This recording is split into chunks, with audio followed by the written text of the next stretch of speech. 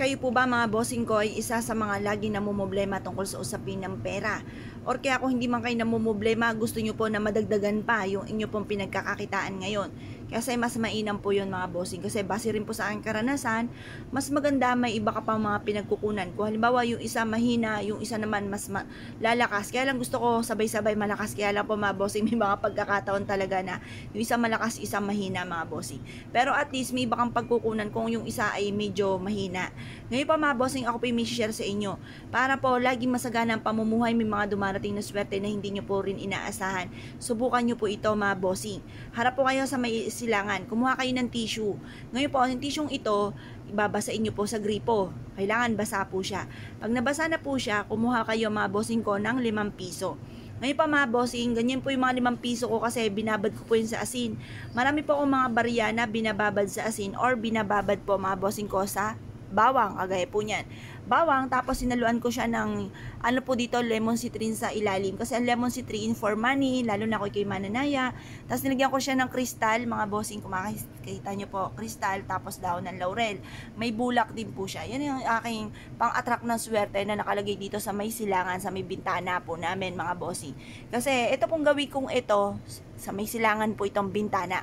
Diyan ako madalas din na nagla-live sa labas po niyan kapag po ako ay sa umaga mga bossing. Tapos meron akong pang-attract ng ganito mga bossing ko ng pera. Tapos subukan nyo rin po ito. Basahin nyo itong ating tissue. Tapos kumuha kayo ng 5 piso. Kung ano 5 piso, pwede rin naman ng 20 or kaya po yung piso. Ngayon pa mga bossing, kasi 5 piso, lalo na kung pera ang nais po ninyo. Diba yung 5 pisong luma ay gold? For abundance po yan mga bossing. Or kaya po yung mga passion na alahas, pwede rin naman po yun na gold. Pagtapos, lagay nyo po siya dito sa basam tissue natin mga bossing. Tapos magwi-wish ka, sabihin nyo po, sa pamamagitan nito ay magtutuloy-tuloy ang pasok ng swerte.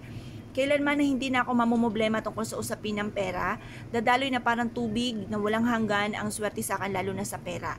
Mapuputos ang aking pitaka sa dami ng pera nito. Yung mga ganun mga boss, lahat ng mga magaganda na gusto nyo sabihin, sabihin nyo na. Magkakaroon ako ng malaking bahay, magkakaroon ako ng sasakyan, magkakaroon ako ng negosyo na dito na ako yayaman, magkakaroon ako ng, basta kung ano po yung lahat ng nais po ninyo. Or kaya, single ka, gusto nyo na maka-attract ng swerte, pwede rin po ito. Pangkalahatan po ito mga bossing. Pero syempre, ang pinakamayor nito ay pera. Pera po ang pinaka-the best dito. Babasain nyo po itong tissue ha, mga bossing. Pagkatapos mga bossing ko, ito po ibibilad nyo lang hanggang alas 8 ng sinag ng araw. Tapos, tutupiin nyo po siya. Pero yung pagbibilad, nakatupi na po itong ating tissue. Ayan, nakabalot na po siya sa basa na tissue. Pagkatapos, ibilad nyo lang po siya sa sinag po ng araw. Pagtapos ng alas 8 ng umaga, kunin nyo siya, basa-basa pa po yan. Tapos, isiksik nyo po ito sa mataas na lugar, mga bossing. Makakatulong po itong ating 5 piso. Tapos, yung basan tissue, kasi yung tissue, di ba, papel din po yan. Nagmula po yan sa kalikasan, swerte po ang dulot po niyan. Tapos, itong ating barya, ang barya ay metal, mas magiging fighter kasama ng buhay, at ang kulay niya ay gold, gold for abundance. Ang bilog para mabilis gumulong ang magandang kapalaran. The best na meron tayong ganito mga bossing ko. At habang ikay nagwi-wish, naniniwala ka na matutupad lahat ang inyong kahilingan. Yan ang kagandahan sa mga pampaswerte. Nagiging positibo ka sa buhay. Na naniniwala ka kaya mo ito gagawin dahil kayo ay suswertihin. Yun po ang isa sa mga pinaka-the best sa paggawa ng mga pampaswerte. Mas nagiging positibo sa buhay ang tao na gumagawa nito.